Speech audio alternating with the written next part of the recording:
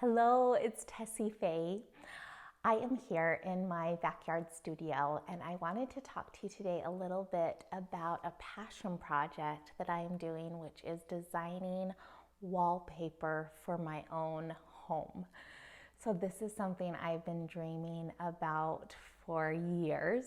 One of my big goals for my home in 2023 is to cover it with color and pattern and a lot of my own artwork. I would love to have wallpaper that I made myself. So I thought today I could take you behind the scenes of what that process has looked like so far. I'm still in the process of creating it, but I've had so much fun along the way. And today I just want to share with you my thought process, how I've gone through this passion project, and kind of where I'm at right now. Okay, let's do it. So this is my notebook where I started writing a lot of my dreams when I very first started thinking and dreaming about this collection. I called it Secret Garden Chic, and it's a passion project for my home. I researched some different styles like Hollywood Regency, Art Deco, Granny Chic, and I put a few words of kind of what I want all of these to combine into. Then I wrote a story about the collection and wrote my 20 words. This is from Bonnie Christine. I learned that from her, but kind of writing a story of what I want people to feel in this collection. Then I talked about the spaces that I want to fill. So I went very specific about where I want to have wallpaper in my home, in my dining room, in the powder bathroom on the main floor, a textile in the den. So just so I had an idea of where I was going to be using each of these.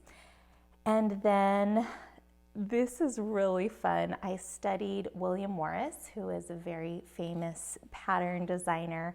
Since our home is from 1923 and I really wanted to honor the history of the home, I did a lot of research on some of these older pattern designers, and these were some quotes from William Morris that I loved, so I wrote a little bit about that. And then I started going pattern by pattern and just writing some pattern ideas. So I wanted to have a big floral with lots of blooms. I wanted to do a nice little ditzy floral, and this is a Millefluer, which stands for 1,000 flowers. So I talked about that. I wanted to do one with leaves, shell shapes, kind of a smaller blender like polka dotty, Dalmatian-y, black and white, something more exotic. So these are just ideas. I don't know if I will actually do all of these or not, but it's a good starting point. And then I thought it'd be fun to do more of like OG, is that how you say it? The OG shape there. So that's that. That's the book. Where I decided to start is with the Millefluer, which is this one, which is going to be 1,000 flowers. So after that, I bought this sweet little book. It's called The Little Book of the Language of Flowers. And it's so fun. It talks about different flowers and their meanings and kind of what they meant in the Victorian era or throughout time. So this was a really fun little book, and I went through and I marked some flowers that I wanted to add into my pattern, and I noted their meaning. After that, I gathered up all sorts of different reference photos and I started sketching flower by flower. So for instance, like this is chamomile and it represents energy and adversity. And so I just started sketching and inking all of these different flowers. Anemone stands for love and loss. Foxglove for fervor and work. Buttercup and luxury. So I started with these, but quickly I realized that I really wanted them to repeat seamlessly. And if I was just drawing each one individually, I knew it was going to be hard to get them all connected into the actual pattern.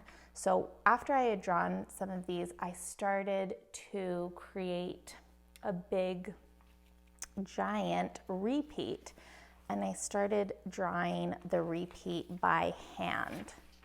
So this is the repeat that I drew by hand. It's 4 different pieces of paper, and there's a technique that you can do where you draw in the middle and you move the papers, then you draw some more. And the great thing about doing it this way is that you're sure that it's going to all fit together really well, and when it's together in the wallpaper, it will create a really nice repeat. So I drew each of these with pencil, and then one by one, once it was all finished, I inked it, and then I used a light pad underneath. I'll pull down my light pad.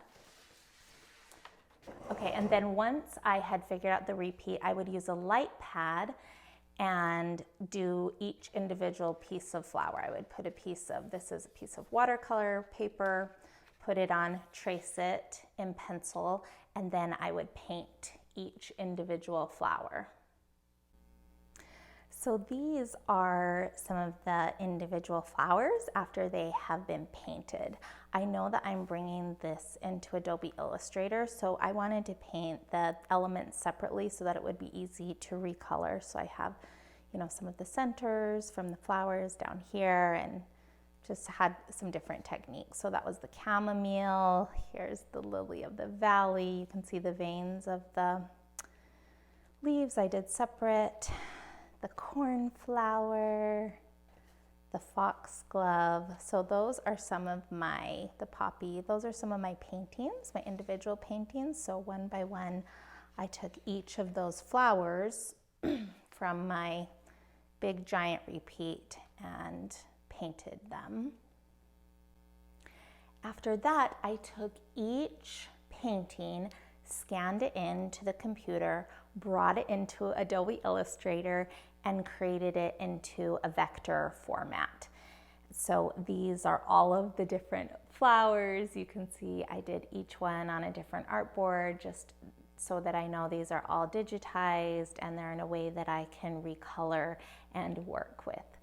Then once all of these flowers were digitized, then I was able to actually recreate the same repeating pattern that I had created by hand, but do that in a digital format.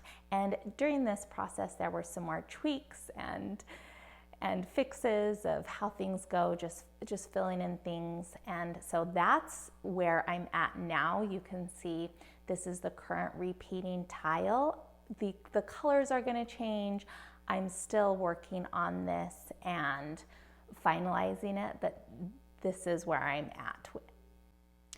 Once it gets to this point, I really like to print out the repeat and see what it looks like. So I print it out pretty big, and this is just to check the scale and also to actually hang it up on the wall, because you'll find that once a pattern is actually on paper and off of your computer, you notice a lot of different things, and it just gives you a lot more clarity on what needs to be fixed and what you want to change. So you can see all of these fit together. And I hung these up on my dining room wall so that I could really look at it and see how the colors were coming, how the scale was coming. Obviously the colors and lots of things are still going to change, but it's great to have a check on the wall at this point. So that's where I'm currently at with the wallpaper collection. I am still in the process of tweaking and doing colors, and I'll be ordering samples and hopefully getting it licensed so that it could be available for other people as well. But this has really been a passion project for my own home, and it has been so much fun doing it.